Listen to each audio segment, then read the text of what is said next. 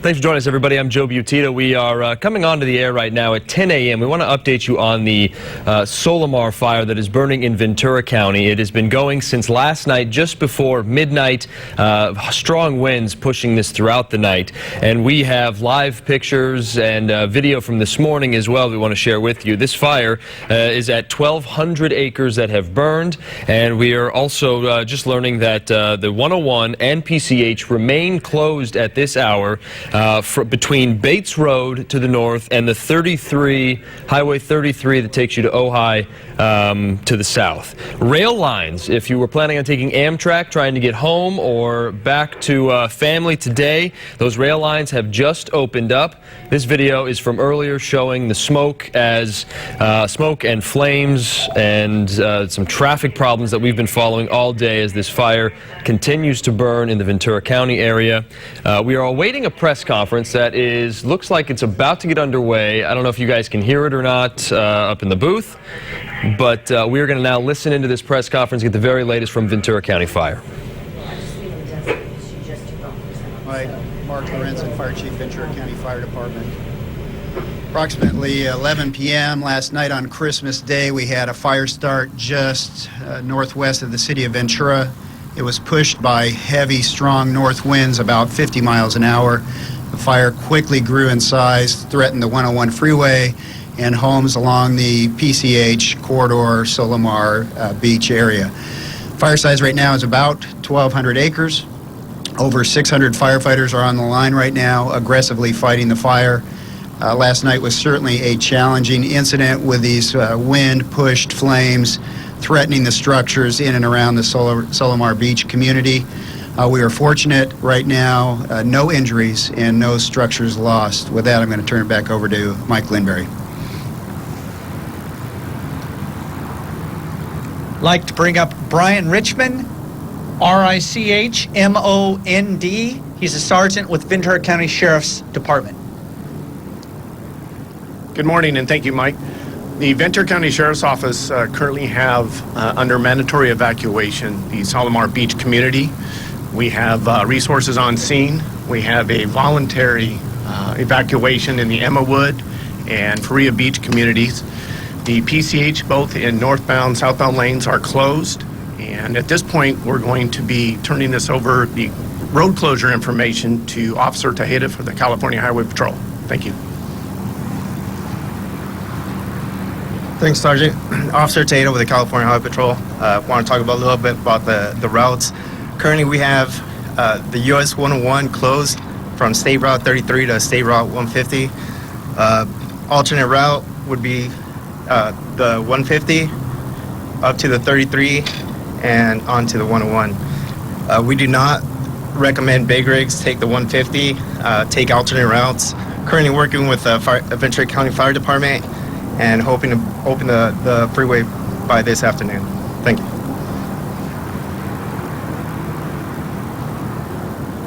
And with that, I'd like to introduce Battalion Chief Fred Burris, Ventura County Fire Department. I'd like to speak to some of the conditions we had upon arrival last night when the fire started. When we arrived, we had fire immediately impinging on Highway 101. We had multiple motorists stranded with flames impinging on the highway. We had motorists making U-turns going opposing direction on the freeway with other motorists not realizing the situation. So we had an extreme traffic hazard. So we immediately requested closure of the highway via the CHP. We recognize that's a major artery for the western United States. We don't take it lightly, but we did have a lot of severe conditions due to the high winds, and the winds were aligned with the canyons. We had steady 25-mile-an-hour winds, similar to what you would see in some of the historic fires we've had on the West Coast, Malibu, and other places, sundowner winds in Santa Barbara. Those were the kind of conditions we had. We had a lot of fuels, a lot of light grass, shrubs burning right down on the coast, in and amongst the structures in the Solimar community. A lot of ember showers and wash in there. We split our resources between perimeter control up in the high country, upwind of the fire, and the rest of our resources we put in defensive mode down along the highway and in the residential communities. If no questions, I'll turn it back over to Mike Lindberry.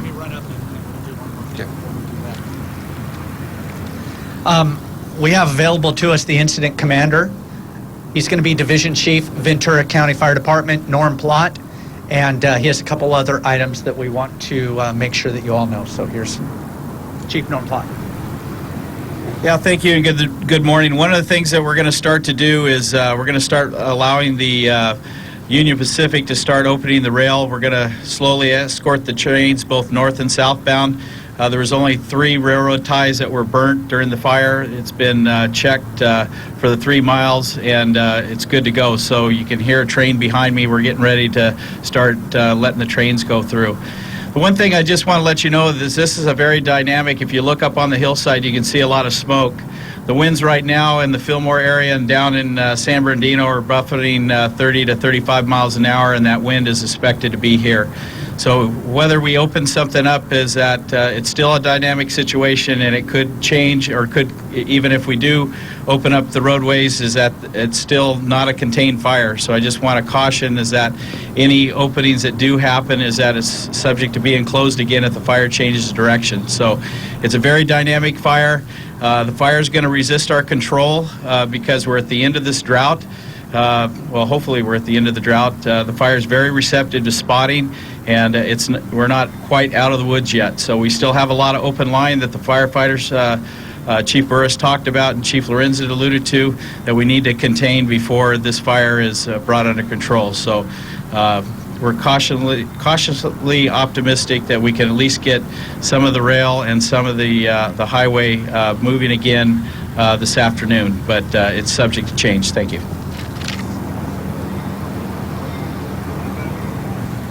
Okay, with that, I just want to cover a couple of quick things. There is a website, VC, as in Ventura County Emergency.com.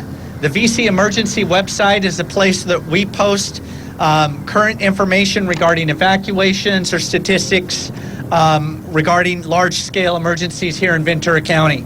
I'd also like to point out that our social media accounts are available. That's Ventura County Fire on Facebook, at VCFD on Twitter, and at VCFD_PIO on Twitter. We're trying to keep those sites as updated very, very frequently, and it's a good place to get your information if you need it. With that, I'd like to go into question and answers. Our previous speakers will be available to you.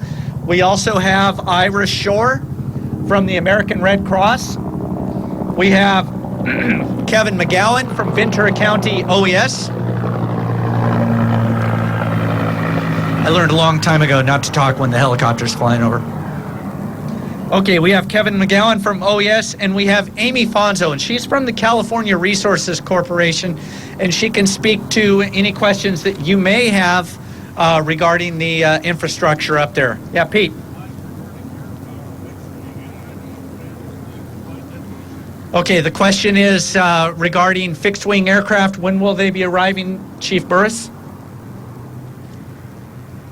We've had fixed-wing, all available fixed-wing aircraft in Southern California have been working this fire this morning, and they've arrived approximately 8:30 and have been working the area where the smoke's showing behind us. Just describe where the fire is burning right now and what the potential threat is for the rest of the day today. The potential threat for the rest of the day, based on the forecast winds, will be the chance for the fire to make, for the flanks to grow, the sides of the fires, both parallel to the Highway 33 corridor and on the northern end of the fire up in the Padre Juan Canyon area. Those are our areas of concern, as well as getting the transportation corridor open. Can you describe the terrain? Where is the fire burning right now? What is The terrain is very, very steep and broken. It's difficult to get line in place. It's difficult to get a continuous ridge. It's very eroded and loose, loamy country with a lot of slides, and not your typical wide, broad, open ridges, which are advantageous to building fire line on with our equipment and our resources. So what makes that difficult? It's not so much we have the resources, it's just a suitable place to locate the line that will hold with the weather conditions present.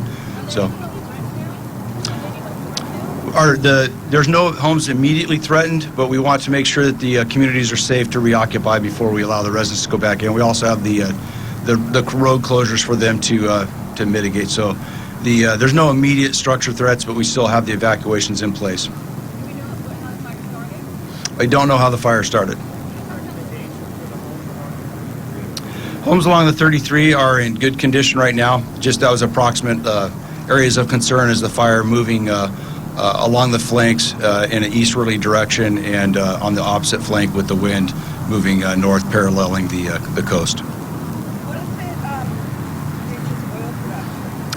We're very have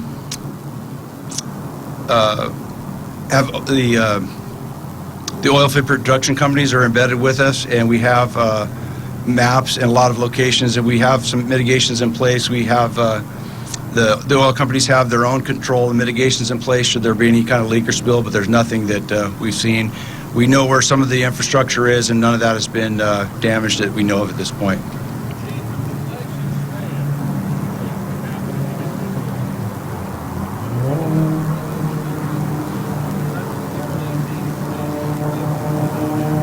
We have voluntary evacuations in place via the Sheriff's Department for the Freeway Beach community, which is north of Solimar and PCH.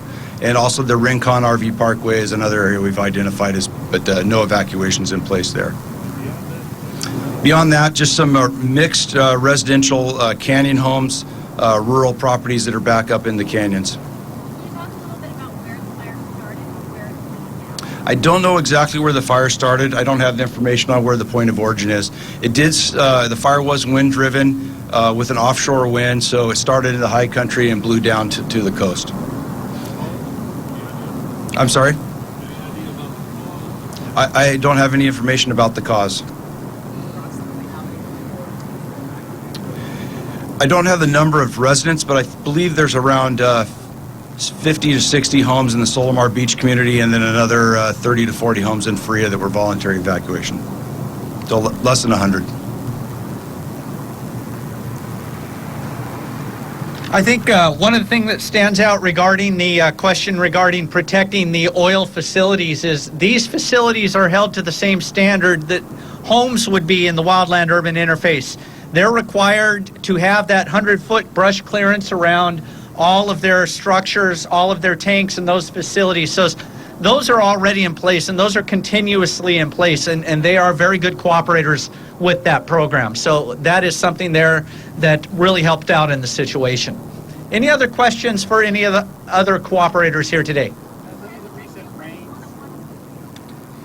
101, Rolando, do you want to address that?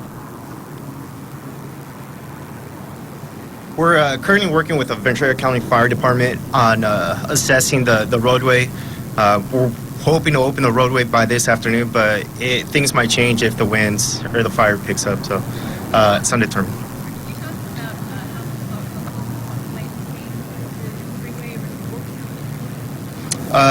To my... Sir, do you want to... Yeah, right now Caltrans is assessing the freeway. We have extensive damage to a lot of the mediums that separate the traffic. So right now Caltrans is doing a survey to find out what the damage is to all their guardrails. Some of the guardrails have been compromised and burnt. The posts that hold them up have been burnt in two. So they're doing a survey both on the northbound and southbound lanes. We're going to meet before noon here to see what their survey finds out, to see if there's anything that they need to mitigate from the Caltrans side before the freeway's open. And then as long as things are clear and the firefighters can work safely, we understand without a doubt the importance of the highway, how it is, especially on a holiday weekend.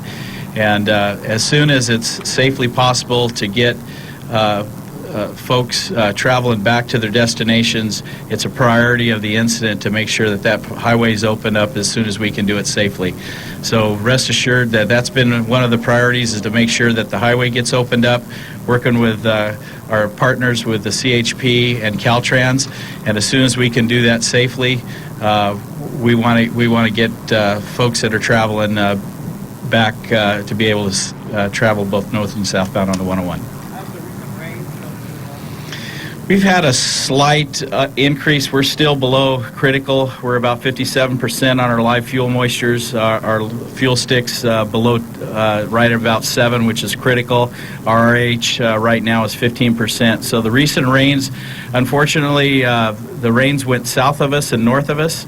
And Ventura County and probably southern LA County is just a little bit of an area that's been in a rain shield. So it's stopped as it's rounded the corner at Point Conception, and then it's actually skirted around us and hit Orange County and parts to the south. So we actually have had, even though you folks have had pretty good rain in Los Angeles and Orange counties, we've literally have had maybe 1/10 of an inch in the last 6 weeks.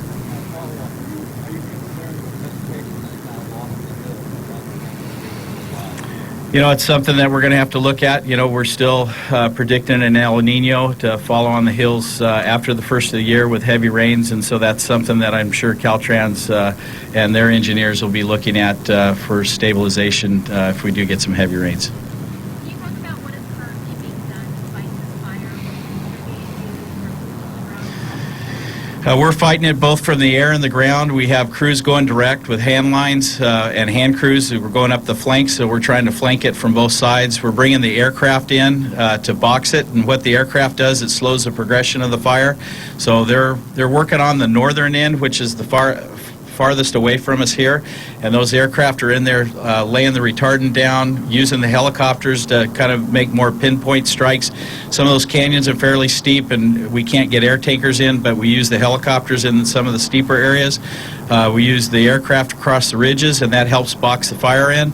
And then we follow up with our ground crews, both with hand lines, with fire hoses, and with hand crews, and they go direct because that's the best way to put the fire out. And so that's what we're doing. We're hitting it with everything we got. We have great cooperation with CAL FIRE and Los Angeles County Fire Department. We have our partners from Santa Barbara County here as well. And so we're making an all-out assault to get this thing boxed up, especially with the heavy weather that's supposed to be in here this afternoon. Is there any containment on this fire yet?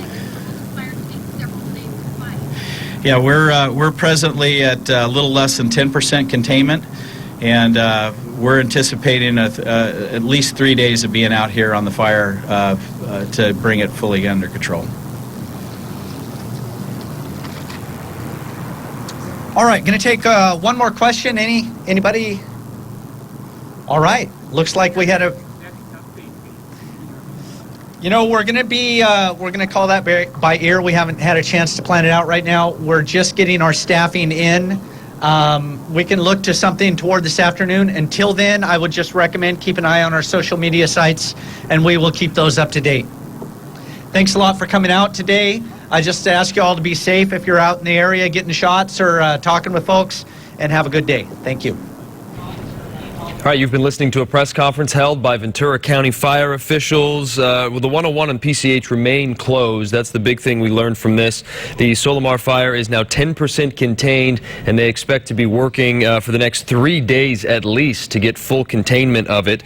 The terrain that they're working in is steep and broken. They're having a tough time to get in there. There are evacuations that are still in place, even though the fire has moved back into the hills. It's all going to depend on the winds. A lot of things are wind dependent. We're going to check in with Alan in just a second to find out how those are looking. But the evacuations that are in place, they remain for mandatory for Solimar Beach, less than 100 homes total. And you can see a map here of what we're looking at in the area. Faria and the Rincon RV Park are voluntary evacuations. Airdrops were going on this fire since 8:30 this morning when the sun was finally up and they can get a good look at it. Winds could push it along the 33. That's one of the fears they have if it moves parallel to the 33. Caltrans is surveying the freeway. Like I said, the 101 still closed. PCH still closed. Guardrails have burnt up. They're looking at overpasses to make sure that they are structurally safe. And the air and ground attack is being hit from both sides of this fire, which stretches for several miles along the water and along the Ventura County coastline. Let's turn things over to Alan Rose right now. Get a look at the wind conditions at this hour. It is 10:19, Alan, and last night those winds just horrible. It seemed to be better today. Yeah, Joey, it's a complete 180 from what we saw about 12 hours ago when the fire initiated. We're seeing winds gusting over 50 miles an hour. And look at this, today's forecast in the Solimar Fire area, winds around 5 to 15 miles an hour, gusting to 20. Up in the mountains, though, it could be a little bit stronger than that. And we've seen that fire has gone over the coastal range and is now back a few ridges in. So it could be a little gustier, but I'd say still in the vicinity of maybe 20 to 30 miles an hour. And then there's expected to be an increase tonight. Now, we were anticipating some Santa Ana winds in central and eastern parts of Ventura County. They have yet to really materialize, and that's a good thing. We really don't want to see those winds. We want to see the calm, quiet weather without the Santa Anas. Humidities are typically up a little bit. But here's the forecast. If the winds do materialize, humidity values will be quite low, increasing a little bit later tonight. And temperature-wise, highs today into the 60s, lows tonight down near 40 degrees.